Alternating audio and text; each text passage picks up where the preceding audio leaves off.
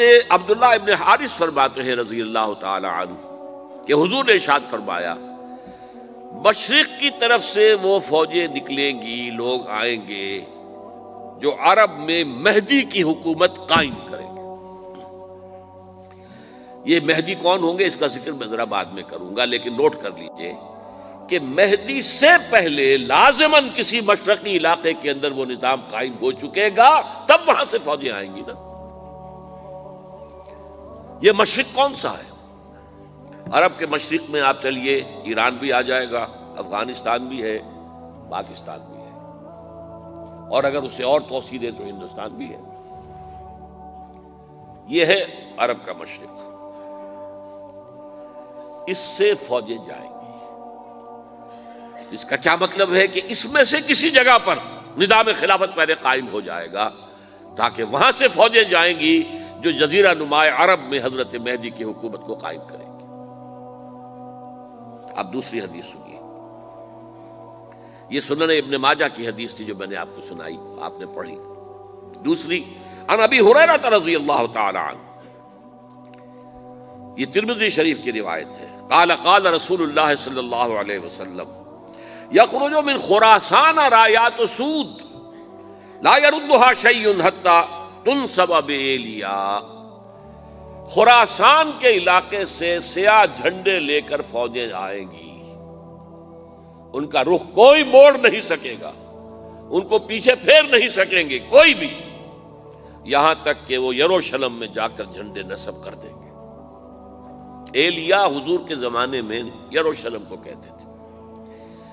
یہ یروشلم تھا جب حضرت سلیمان کی حکومت تھی اور یہاں پر معبد سلیمانی، ہیکل سلیمانی قائم ہوا، پھر یہ یروشلم ہی رہا ہے تاریخ میں، یہاں تک کہ سن 70 عیسوی میں جب ٹائٹس رومی جنرل نے اس کو گرایا، ختم کیا، سیکنڈ ٹیمپل گرا دیا اور یہاں سے یہودیوں کو کہا نکل جاؤ، یہاں سے کوئی یہودی باقی نہیں رہا، تب بالکل تہو بالا برباد کر دیا۔ اس کے کوئی 150 سال بعد ہیڈریان، رومن ایمپرر ہیڈریان، اس نے پھر دوبارہ آباد کیا اس شہر کو۔ 150 سال تک یہ بالکل بنجر اور بالکل غیر آباد پڑا تھا۔ اب ہیڈریان نے جب آباد کیا تو اس کا نام ایلیا رکھا، اب یروشلم نام نہیں تھا۔ تو حضور کے زمانے میں پھر اس کا نام ایلیا تھا، اور اب اس سے کیا معلوم ہو رہا ہے کہ یہ یروشلم مسلمانوں کے قبضے سے اس وقت نکلا ہوا ہوگا۔ ایک دفعہ پہلے نکلا تھا، سن 1099 عیسوی میں مسلمانوں کے ہاتھ سے نکلا، کروسیڈرز، عیسائیوں نے آ کر اس کو قبضے میں کیا، لاکھوں مسلمانوں کو مارا، قتل کیا۔ اس کو 1187 عیسوی میں واپس لیا ہے۔ کس نے لیا ہے؟ صلاح الدین ایوبی، کرد۔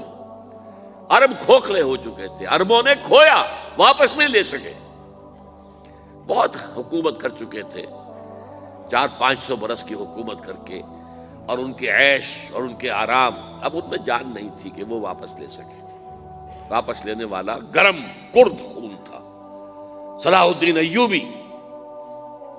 تو گویا کہ اب آپ سمجھئے کہ 88 برس تک عیسائیوں کا قبضہ رہا یروشلم پر۔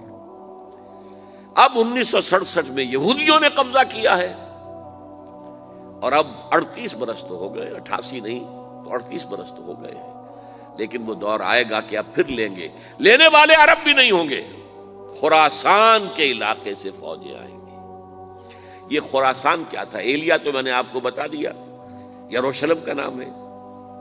خراسان اس زمانے میں ایک بہت بڑے ملک کو کہتے تھے، کچھ حصہ پاکستان کا بھی اس میں شامل ہے، کچھ حصہ ایران کا بھی ہے۔ ایران کے اس حصے کو اب بھی خراسان کہتے ہیں، وہ ایک صوبہ ہے۔